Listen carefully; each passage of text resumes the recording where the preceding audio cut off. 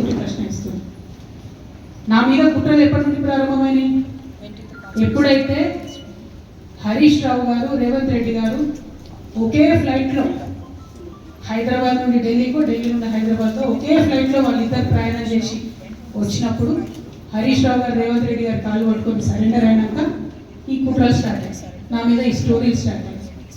మా కుటుంబాన్ని విడగొట్టాలనేటటువంటి కుట్ర స్టార్ట్ అయ్యాయి. నేను ఛాలెంజ్ చేస్తా ఉన్నా, రేవంత్ రెడ్డి గారు మీరు చెప్పండి, ఆ ప్రయాణం జరిగిందా జరగలేదా?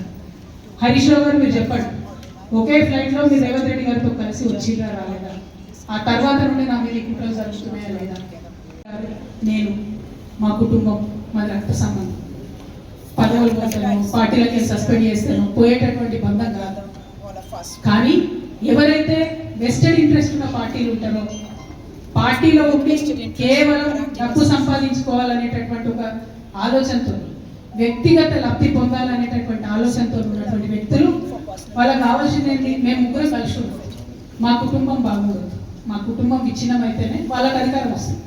దాంట్లో భాగంగా ఇవాళ మొదటి స్టెప్ నన్ను బయట వేసిన పార్టీలకి. అది ఇక్కడతో ఆగదు.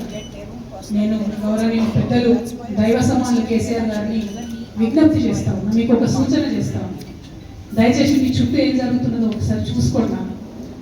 నన్ను ఇవాళ బయట పంపవచ్చు, నేను మీలాగా స్ట్రేట్ ఫార్వర్డ్ ఉంటాను, నిజాలు మాట్లాడతాను. నేను ఉద్యమం నేపథ్యం నుండి వచ్చిన కాబట్టి నాయక్గా ఉన్నది లేనట్టుగా, లేనిది ఉన్నట్టుగా, మోసం చేయాలని చెప్పో, ఇంకోటి చేయాలని చెప్పో మాట్లాడు, స్ట్రేట్ ఫార్వర్డ్ ఇష్యూస్ మాట్లాడతాను. కాబట్టి నన్ను ఎలా బలి చేసి పర్వాలేదు. కానీ రేపటి నాడు ఇదే ప్రమాదం రామానికి కూడా కొంచెం, రేపటి నాడు ఇదే ప్రమాదం మీకు కూడా కొంచెం. అల్టిమేట్గా బీఆర్ఎస్ పార్టీని హస్తగతం చేసుకోవడానికి జరుగుతున్నటువంటి కుట్రలో భాగంగానే ఇవాళ నన్ను ఎలిమినేట్ చేయడం.